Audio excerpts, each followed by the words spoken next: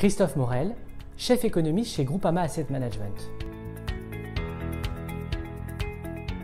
Alors depuis plusieurs mois déjà, notre scénario économique envisage un boom de l'investissement dans les pays développés. Et ce nouveau cycle d'investissement va avoir trois conséquences. D'abord sur l'emploi, ensuite sur l'inflation et enfin sur les taux d'intérêt. Alors d'abord sur l'emploi. Si les entreprises investissent, elles ont besoin de recruter. L'investissement et l'emploi sont complémentaires, c'est-à-dire que ça évolue de concert. Et c'est bien parce que les entreprises se mettent à investir massivement qu'on observe actuellement une résilience de l'emploi et qu'on peut même envisager d'atteindre le plein emploi. Ensuite, sur l'inflation. Dans un environnement de reprise fort de l'investissement, l'inflation s'installe. Et avant de se traduire, on va dire, dans la productivité et dans le potentiel de l'offre, l'investissement, c'est d'abord un choc de demande positif qui alimente l'inflation. Et surtout, les transitions environnementales et géopolitiques sont inflationnistes. Quand l'investissement est aussi massif, les entreprises sont alors confrontées à de la rareté sur les matières premières et sur le capital humain, donc de la tension sur les prix. Alors tout cela va se traduire par de l'inflation dans les biens et services et dans les salaires. Et finalement, dans cet environnement de transition, je crois que le principal risque, c'est la surchauffe. Enfin, troisième conséquence, c'est sur les taux d'intérêt.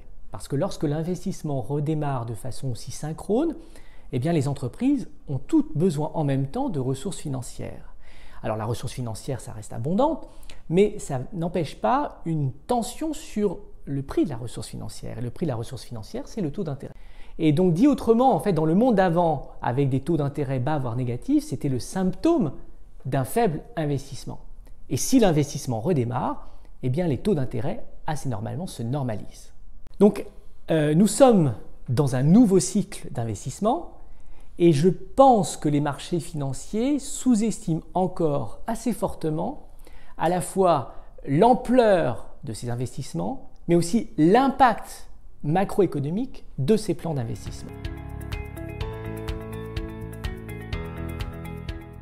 Alors, si je démarre par l'ampleur, alors on peut rappeler que le plan Next Generation EU comporte en fait deux pièces maîtresses. D'une part, il y a le fonds de facilité pour la reprise et la résilience qui comporte des subventions et prêts accordés aux États pour plus de 700 milliards d'euros. Et d'autre part, il y a un second pilier avec notamment InvestEU qui est un fonds de 80 milliards d'euros qui sert de garantie européenne pour les investissements privés. Et donc un fonds de 80 milliards qui sert de garantie, vous pouvez imaginer que le levier est considérable et je crois que ça va surprendre à la hausse. Ensuite, il faut s'attendre à ce que ce cycle d'investissement nous accompagne toute la décennie. Alors il y aura évidemment des phases de pause, mais par exemple, il faut bien imaginer que les plans d'investissement public en Europe iront au-delà de l'échéance de 2027. Si on veut faire face correctement à la transition environnementale et à la transition géopolitique, nous avons estimé que les besoins d'investissement supplémentaires sont de l'ordre de 400 milliards d'euros par an jusqu'à 2030. C'est aussi une estimation qui est en ligne avec celle de la Commission européenne.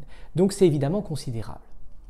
Mais au-delà de ces montants colossaux, l'impact économique sera aussi, je crois, très important. D'abord, la transmission des plans d'investissement public à l'économie réelle commence à se voir concrètement. On peut citer l'exemple de l'Italie, qui est quasiment le seul pays à avoir pour le moment réellement tiré sur sa ligne de crédit, et ça se traduit par un investissement en Italie qui est désormais 20 points au-dessus de son niveau d'avant-crise. Et on est confiant sur le fait que cela sera aussi, palpable dans les autres pays. Ensuite, il y a une véritable impulsion de l'investissement public sur l'investissement privé. Dans beaucoup de pays développés, j'ai en tête les États-Unis et la France par exemple, l'investissement privé sort par le haut.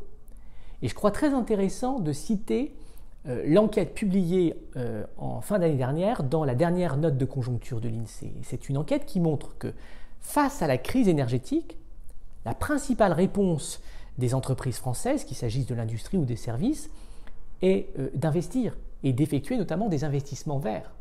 Donc on le voit bien, on a des entreprises qui allongent l'horizon et qui prévoient d'investir tout simplement parce qu'elles n'ont pas le choix, c'est une question de survie.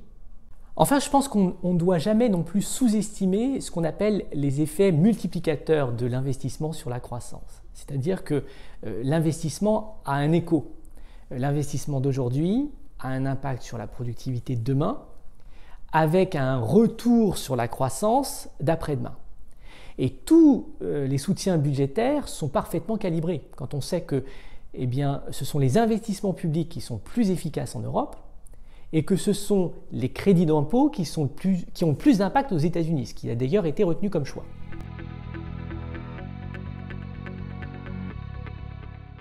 Donc en conclusion, je vais reboucler avec mon message du début.